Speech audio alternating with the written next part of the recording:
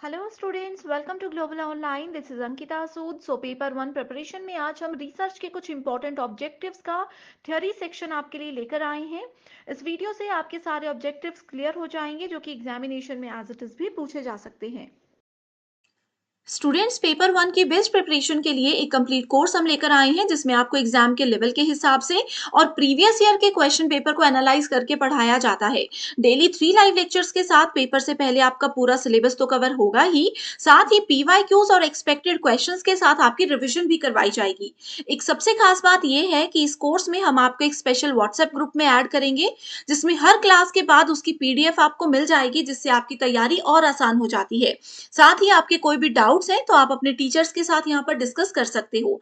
Updated mock test है जिसमें से as it is questions exam में आते हैं।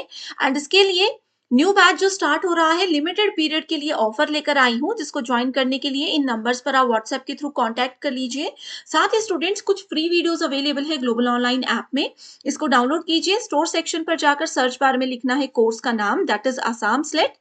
जैसे ही आप कंटेंट पर जाओगे आप देखोगे कंप्लीट कोर्स अवेलेबल है, लाइव क्लासेस आपको मिलेंगी, फुल सिलेबस मॉक टेस्ट के साथ साथ यूनिट वाइज प्रैक्टिस सेट भी आपको मिलते हैं जो कि बहुत ही ज्यादा हेल्पफुल है। सबसे पहले स्टूडेंट्स आपको ये चीज समझनी है कि रिसर्च दो चीजों से, दो शब्दों से मिलकर बनाया गया है, री और सर्च। री का मतलब होता है बार बार और सर्च का मतलब होता है किसी चीज को ढूंढना। अगर आप लोगों का भी कोई गोल है, कोई एम है, कोई ऑब्जेक्टिव है, उसको अचीव करने के लिए आपको एक ही चीज को बार बार पढ़ना होगा, अलग अलग किताबों से पढ़ना होगा। उस चीज को ही रिसर्च कहा जाता है, उसी चीज को शोध कहा जाता है। सिंपल सी भाषा में अगर हम बात करें तो रिसर्च एक पर्सन को मदद करता है उनका गोल, उनका एम और ऑब्जेक्टिव अचीव करने में। इसके साथ ही आप ये भी कह सकते हो कि रिसर्च एक ऐसा प्रोसेस होता है जिसमें कोई पर्सन अपने नॉलेज को पहले कलेक्ट करते हैं, उससे आई इंफॉर्मेशन को एनालाइज करते हैं, जिससे कि किसी पर्टिकुलर टॉपिक पे या किसी पर्टिकुलर फील्ड में उनकी अंडरस्टैंडिंग बहुत ज्यादा बढ़ जाती है। ओके, अब जैसे आप सभी स्टूडेंट्स अगर यूजीसी नेट एग्जामिनेशन पहली बार दे रहे होंगे तो आपने बहुत ज्यादा रिसर्च किया होगा कि एग्जाम का क्या पैटर्न है, एग्जाम क्या होता है। आप लोगों ने पहले एक किसी वेबसाइट पे देखा होगा, फिर आपने किसी दूसरी वेबसाइट या किसी दूसरे यूट्यूब चैनल पर देखा होगा। तो ये आपने क्या किया, आपने नेट एग्जामिनेशन का रिसर्च किया, यानी कि एक ही चीज को बार बार सर्च करके आपके जितने भी डाउट्स थे उनको क्लियर किया। इससे आपका नॉलेज बढ़ गया और आपको एक क्लियर आइडिया हो गया कि आप क्या चाहते हो। ओके, सो ये है रिसर्च। अब इसके ऑब्जेक्टिव में तो मैंने ये बता दिया कि किसी भी पर्सन का कोई लक्ष्य है, उस लक्ष्य को कैसे हासिल करना है, ये हमें रिसर्च बताता है। एंड रिसर्च के ऑब्जेक्टिव में सबसे 5 महत्वपूर्ण ऑब्जेक्टिव हैं जिसको स्मार्ट कहा जाता है। स्मार्ट में एस का मतलब होता है स्पेसिफिक, यानी कि विशिष्ट।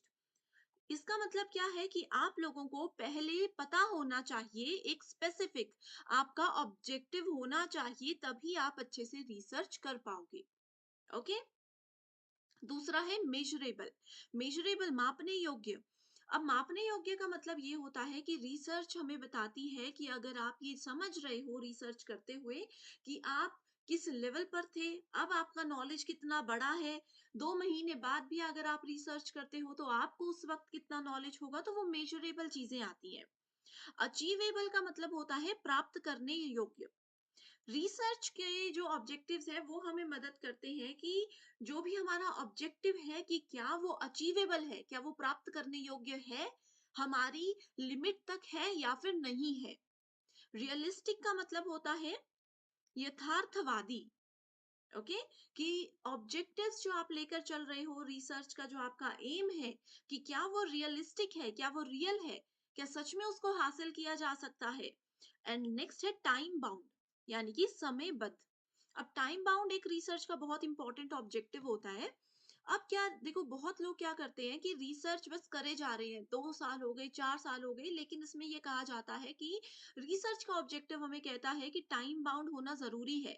आप एक टाइम दे दीजिए कि रिसर्च के इस पार्ट को हमें 1 ईयर के अंदर कंप्लीट कवर करना है, इससे रिलेटेड पूरा नॉलेज हमें होना चाहिए। सो time bound here is very important.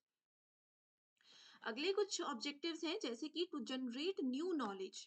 अब नया ज्ञान, जैसे मैंने आपको कहा, कोई टॉपिक है, आप उसमें कंफ्यूज हो रहे हो, आपने पहले एक यूट्यूब पर देखा, एक यूट्यूबर के चैनल पर देखा, फिर दूसरे में देखा, कई सारी वेबसाइट्स, कई सारी बुक्स आपने पढ़ ली, तो धीरे धीरे आपने क्या किया, एक ही चीज को बार बार सर्च किया, जो कि रिसर्च हो गया।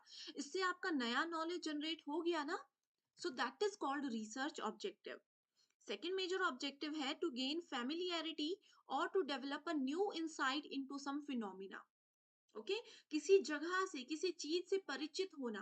अब कई बार आपके माइंड में ऐसे ही आता है, मान लीजिए अमेरिका कोई गया नहीं है आप में से अगर, तो आपको मन कर रहा है कि अमेरिका की क्या करेंसी है, कैसे वहां का कल्चर है, तो आपने क्या किया, किसी घटना या किसी जगह या किसी इवेंट से आप परिचित हुए, ठीक है, या फिर न्यू इंसाइट, आपने कुछ नया सीखा सर्च करते हुए। चाहे आपको वहां अभी भी जाना हो या नहीं जाना हो, बट आपने नॉलेज तो गेन किया ना रिसर्च करके। तो ये इसका ऑब्जेक्टिव होता है कि रिसर्च हमें हमेशा क्या करता है, नया नॉलेज कलेक्ट करने में मदद करता है।